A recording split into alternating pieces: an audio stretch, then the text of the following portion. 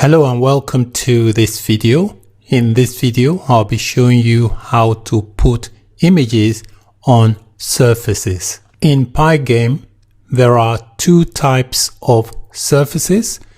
We have the display surface and the regular surface, which is also referred to as surface. So both types of surfaces have similar methods that can be applied on both of them. However, there are two key differences between the two surfaces. In the display surface, there can only be one display surface. However, you can have multiple regular surfaces depending on your requirement. The second key difference between the two surfaces is that by default, only the display surface is shown. The regular surface is only displayed on the screen when it is attached to the display surface. The regular surface basically gives you new layers that you can put images on. For example, when you import an image into the program, it gets created on a new surface, which is then placed on the display surface and becomes visible to the player. The first image I'm going to import into the program is going to be a background image for the screen, and I'm going to store it inside a variable called bg_surface. bg basically stands for background.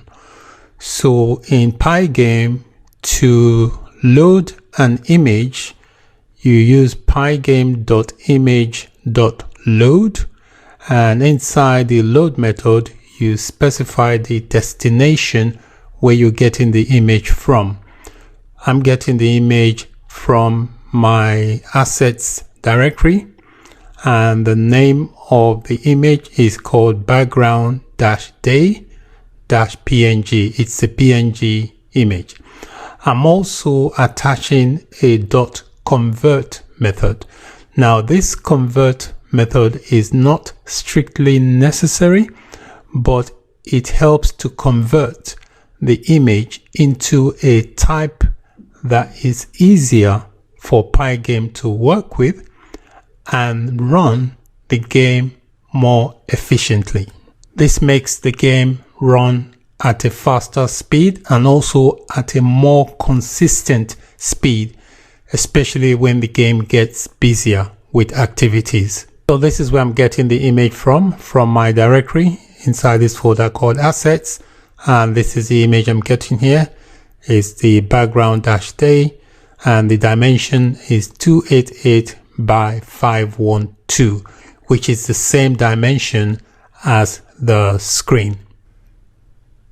When you load a new image into your program, the image is placed on a new surface. In order to get that image to be shown on the display surface, we have to use a special method called the blit method, and we use that to position the image. So if you look on my code here on line number 17, I am referencing the display screen, which is this variable called screen, which I created on line number 5, and I'm using the blit method for that variable, which is the display screen. After passing in the argument for the image we want to mount, in my case is the image stored in this variable called bg_surface, we also have to specify where we want to position this image on the display screen. So by default, we're positioning it on 0 on the x-axis and position 0 on the y axis. In pygame, this positioning represents the top left-hand corner of the display surface. So to run the module, I just type in flappy.py, and that will, you can see here, if I minimize this, the image has been loaded onto the screen. You can see the display surface is no longer blank, and it has now mounted the image that I specified. So you can see the positioning. It mounts it on the top left-hand corner of the display screen. Because the display surface is the same size as the image I've loaded, it occupies the entire display surface screen. If for any reason your image that you mounted does not cover the entire display screen, I've got this line of code here on line 10 that I've commented out. You can scale the image that you have mounted. For example, here, the way to scale it is that you create a variable, the same variable as the image you loaded, and you use the pygame.transform.scale 2 times, and then you pass in the image you want to scale. So what this line of code on line 10 is basically saying is that the image I've loaded on line number 8 that is stored in that variable, I want the image to be doubled in size in dimension. So it will double the width and the height of that image and store it in the same variable called bg_surface. So it basically replaces the old value that is stored. So once it's loaded it will scale it times 2 and then replace the previous image installed. I have commented it out on mine because mine is okay. Mine covers the entire screen, so I'm happy with that. But just in case you are faced with the issue where your background image does not cover the display screen, what you need to do is scale it as I've specified here on line number 10. X basically represents the width of the image on the screen, while Y represents the height of the image on the screen. So the positioning for X is 0 and the positioning for Y is 0, which is the top left hand corner of the screen. So the origin of movement for pygame is the top left hand corner. So any movement within the screen is going to start in that direction on the top left hand corner. So if you increase the value of X, then the image will move to the right. If you increase the value of Y, the image will move downwards. However, if you decrease the value of Y, the image will move upwards. So if you have a negative value for the Y axis, it will move the image in the upward direction. So each time you want to move an image in pygame, you are moving it in the direction from the top left hand corner of the surface, which is the starting point. So from that point, you can move the image in any direction within the dimensions of the image. So you always control it from the top left hand corner. Hello and welcome to this video. In this video, we are going to add a base image to the display surface. This is the base image I'm going to add to the display surface. I'm going to add the base image the same way I added the background image. So on line number 9 here, I've got a variable called base_surface, and I'm using the same process for the background image. So I'm doing pygame.image.load, and the base image is located in my assets directory and it is called base.png. I'm also using the convert method on the image. So like before, in order to mount this image on the display screen, I'm going to use the bleed method. So line number 19 here, I've added this line of code, screen, which represents the variable that contains the display surface, and I'm using the bleed method. The bleed method takes in two arguments. The first argument is going to be the surface I want to mount, which is the base underscore surface that contains the image, and then I have to specify the position. For now, I'm just going to set the X and Y position to 0 and 0. This will position the image on the top of the display surface as a start. I'm going to have to move it later. So I'm just going to save the code and then we can test it. To run the code, I just type in flappy.py and press enter, and that will launch. You can see it has launched the application. We can see the image I've just loaded here. The base image is being positioned on top of the display surface by default. What I want to do basically is move it down to the base here. To move the base image down, I'm going to change the position of the y-axis. So on line number 19 here, I'm changing the value of the y-axis to 450. We should move the image downwards. So I'm going to save that and then we can run the code again. So as you can see here, I changed the value of the y position and it has moved the image down to the base of the display screen, which is where I want it to go.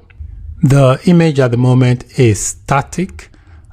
Basically, I want the base image here to appear that it is in continuous moving motion. So to do that, I need to implement some basic animation that will make the base image appear to be in a continuous moving motion.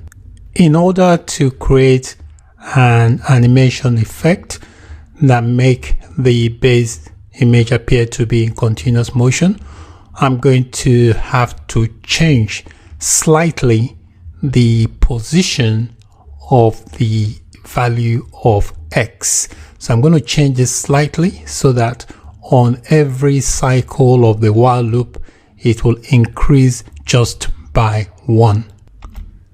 Because the increase in the position of the X on each cycle of the while loop is so small, it creates a kind of fluid motion which creates the animation that makes it look like a continuous flowing movement. To implement this, I've created a variable on line number 10 called base underscore X underscore pose, which stands for position, and by default I'm going to set the value to 0. So this is the value that is going to change on each cycle within the while loop, and with each change it will increase the value of X slightly by 1 and thereby creating an animation kind of movement. Because I've created a variable to store the position of X, I'm going to replace the default value here, which is 0.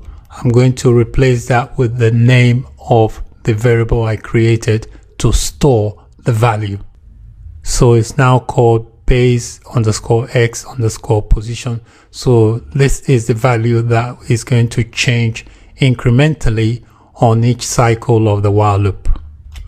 So to create the animation effect, I've added this line of code on line number 20. So I'm referencing this variable called base underscore X underscore position plus equals to 1 basically means that on each cycle of the while loop, it will increase the value of the position to 1.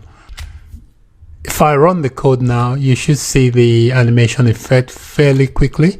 So look at the screen, you can see it's moving the image to the right. So on each cycle of the while loop, the images are drawn on the surfaces. So the first surface will be the background surface, and then it will then increase the position to 1 and then draw the base surface. So this happens on every cycle of the while loop.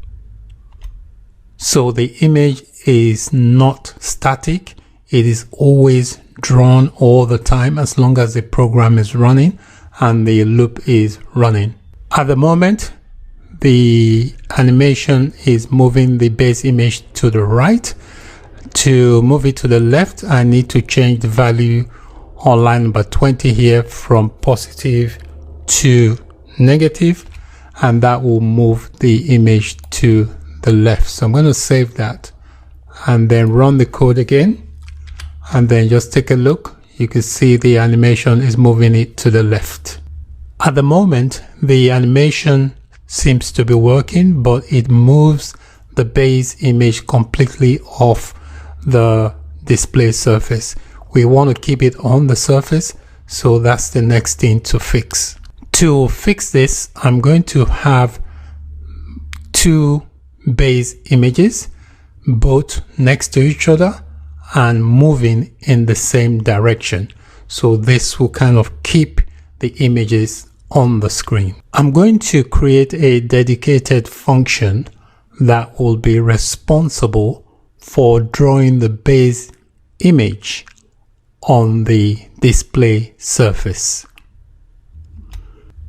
To keep the while loop a bit tidy, I have created a dedicated function on top here from line number 2 to line number 4.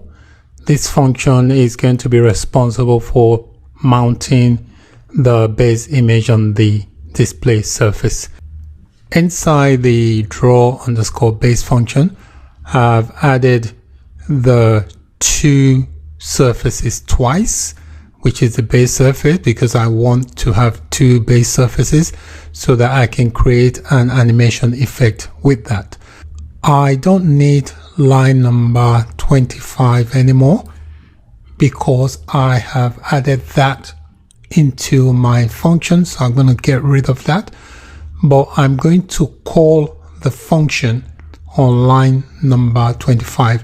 When you create a function, before you can use it, you have to call it. So on line number 25 is where I'm going to call the function, and it will execute the code inside the function. So on line number 25, I'm calling the draw function from here, and it will draw the images, which is the base images. It will draw it twice on the display surface.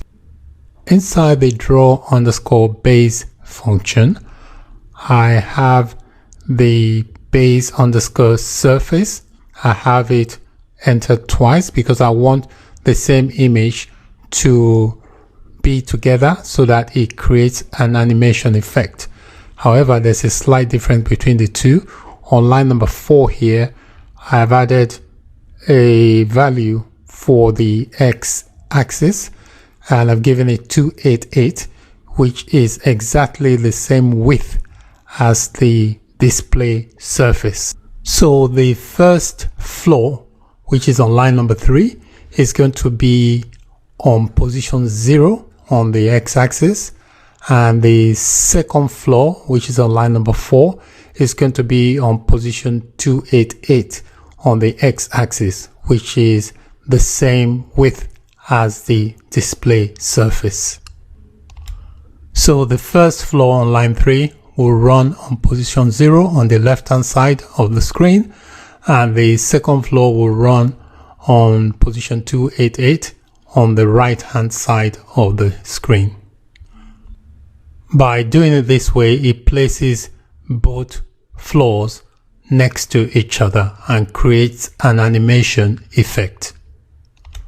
With the animation effect, the value of the position X, since it is decreasing, both floors will move in the same direction to the left, because here if we look in the while loop, there is a negative value here on line 24. So that will cause each time the loop goes round, it will decrease the value of the X. This creates an animation effect which moves both base images for the floor to the left.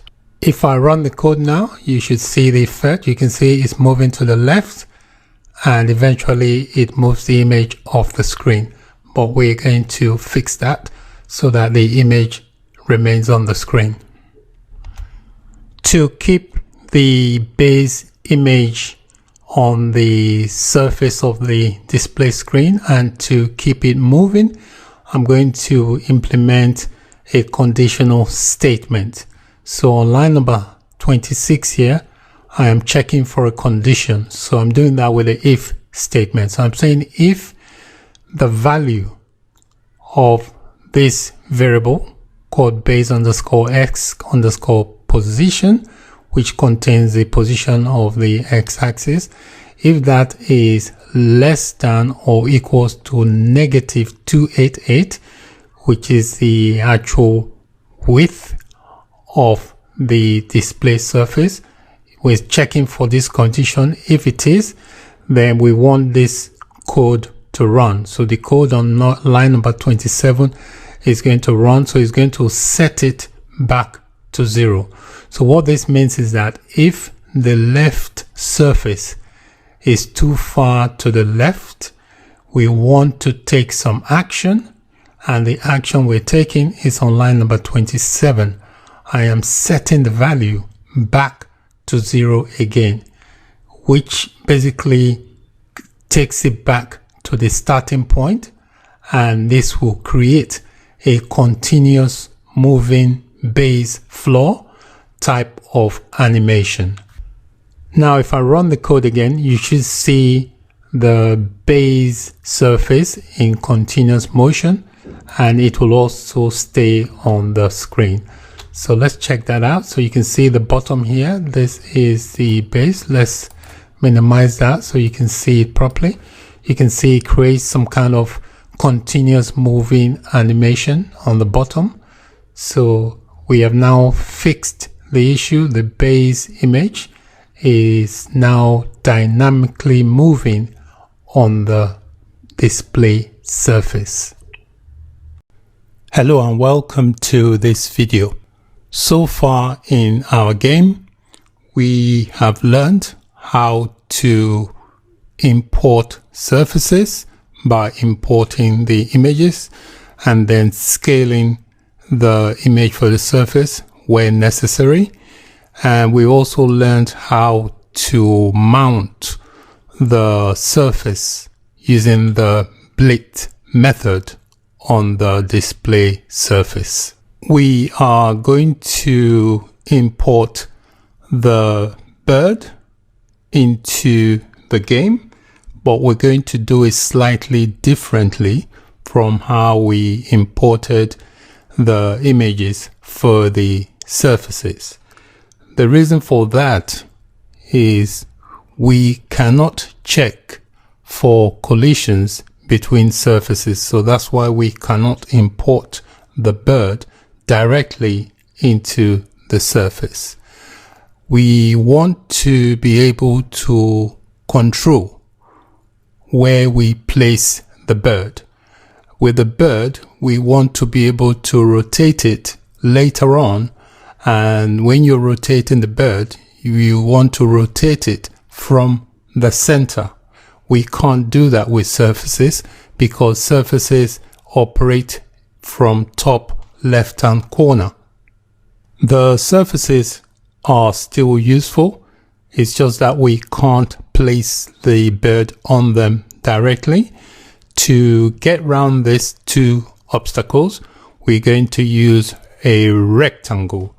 Rectangles are basically used to check for collisions and also to rotate the bird from the center. The bird images that we're going to import into the game, we can't put them on the surface directly because we can't check for collisions between surfaces. We have to place the bird images inside a rectangle, because a rectangle allows us to check for collisions between rectangles using their heights and their width.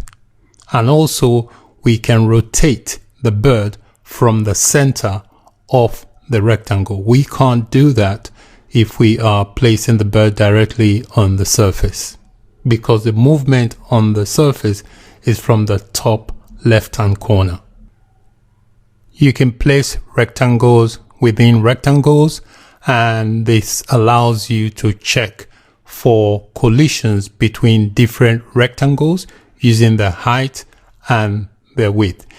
When you place the bird in a rectangle, the rectangles are not visible in the game screen. They are there and they contain the bird, but you will not see them visibly in the screen of the game. When you place a rectangle on the screen, you have different points on the screen to place the rectangles. So here are the different points in a rectangle. So you have the center, the mid-top, top left, and so on. So these are the different points available within a rectangle that allows you to move your bird from the center. There are two ways of creating a rectangle in Pygame. The first option is to use pygame.rect, and then you specify the width and the height. You also specify the position using X and Y. This enables you to place the rectangle in a certain position.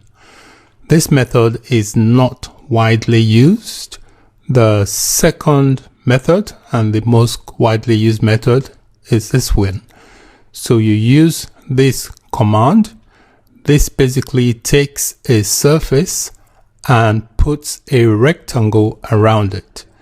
The rectangle will get the same dimensions as the surface, and then we can place this rectangle somewhere on the screen, and then we can also put the surface on top of the rectangle.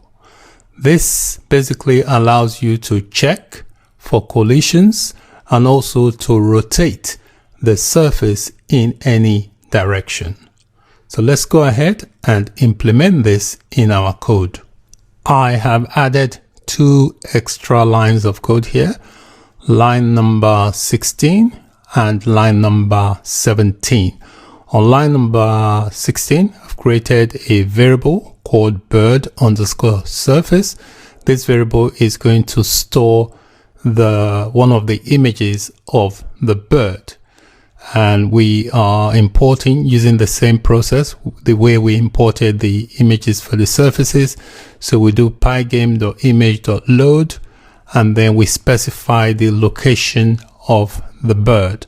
The bird is located in the assets folder, and the name of the bird is bluebird-midflap.png.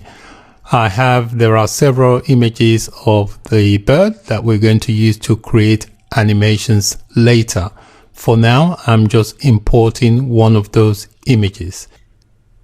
If you need to scale the size of the image of your bird, you use the code I have commented out on line number 19. So you create a second variable with the same name as the first variable, and then you use the pygame.transform.scale 2x, and then you pass in the surface. In this case, it's going to be the bird_surface. Now that we have imported one of the bird images, the next thing to do is to create a variable that will store the rectangle. So on line 17, I've created a variable called bird_rect, which is going to store the surface which I created on line 16, so which will contain the image of the bird, and then we are going to put a rectangle around it. So basically it's going to take the new bird surface we created, and place a rectangle around it. And we then have to pass in some arguments where we want to place the rectangle. So it's going to take in a tuple with an X and Y position. So we want to position, we have to select a point in the rectangle. In this case, it's going to be the center. And then we specify the position in X and Y. So it's going to be 50 pixels from the left and then 256 on the Y. The value I have specified for X and Y can always be multiplied to suit your own taste. So now we have a rectangle that has the width and the height of the surface. The next thing we have to do is draw the rectangle in our game loop. I've added a line of code on line number 27. Again, we're using the bleed method to draw the rectangle on the screen. So the bleed method takes in the bird underscore surface, which contains the image of the bird. It also takes in the variable called bird underscore rect, which contains the rectangle and the positioning of the rectangle. If I run the code now, you should see the bird, and this is it. This is the bird, but the rectangle is not visible on the screen. It is there because the bird is inside the rectangle. So the rectangle allows us to check for collisions and to be able to move the bird from within the center of that rectangle. At the moment, the bird is static.